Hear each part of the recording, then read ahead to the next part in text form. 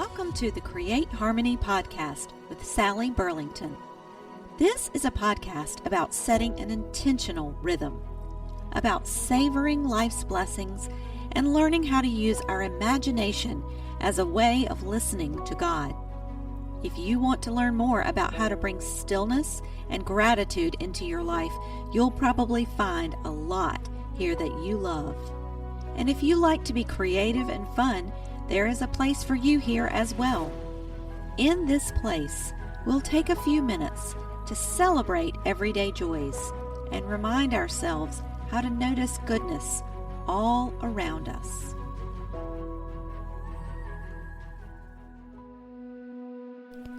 Welcome back to episode 31 of the Create Harmony podcast. So last week we began a conversation about how to find more happiness and joy. And we discussed the idea that happiness is circumstantial, but joy is a deeper experience. And I shared that in my reading and learning about joy, I saw a lot of themes that get repeated, that experts who've really studied these topics seem to repeat a lot of themes, a lot of the same topics.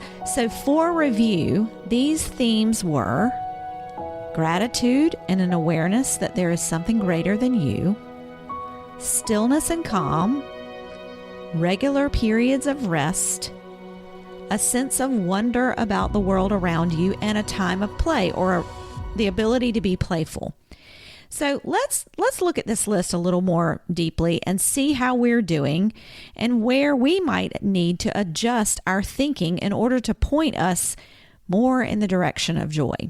So when I looked back over our conversations on the podcast and over my social media in the last year, I see a lot of ways that we focused on gratitude and faith.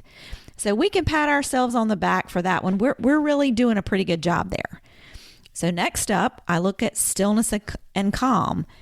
Not sure we've got that one down pat, but we are going to put a pin in it for now and come back to it later.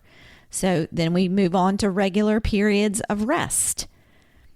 We're not so proficient on that one either, but more on that in a later episode. For today, we are going to focus on a sense of wonder. This seems like an easier target. It's a little more low-hanging fruit. During the season when nature is opening up and plants and trees are blooming and growing, it's easier to find wonder right now. So let's examine what it means to have wonder.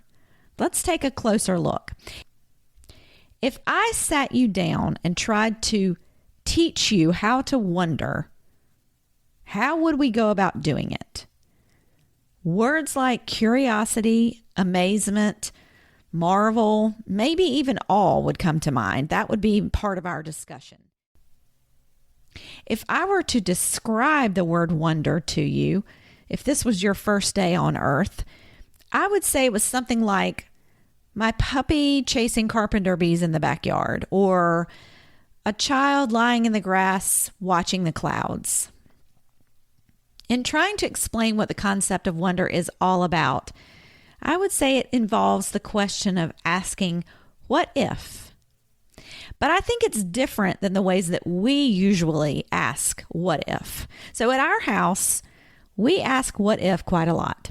And those questions for us, they go something like this. What if the house catches on fire? What if we're late? What if I get sick before the big performance? What if she doesn't understand? What if that's not the right choice? What if my money runs out? What if I don't like it? You get the idea. But in order to get a true sense of wonder, I think we have to ask what if questions that go more like this. What if I turned it around the other way? What if I took the day off? What if I added a new habit? What if it really is a great match? What if I reached out to that new friend? What if there is really a lesson in this that I needed to learn? What if there are blessings here I'm forgetting to notice? What if I'm stronger than I think? Wonder is a sense of openness to life that isn't focused on what danger is just around the bend.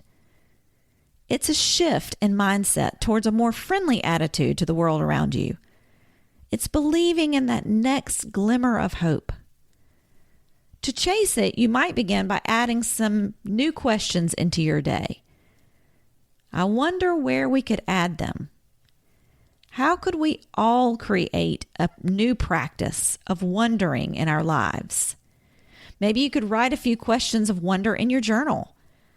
Maybe having a wonder focus each week. I'm sure the answer is different for each of us. Or perhaps the answer might change from day to day. Wonder is fluid. It moves and it changes with us. How delightful. And that's how it relates to joy. So now we're going to think about that, focus on that wonder as we go through our week. And next we'll turn our attention to our prayer. Lord, you have given us so much to wonder about. So many mysteries and marvels in the places we dwell.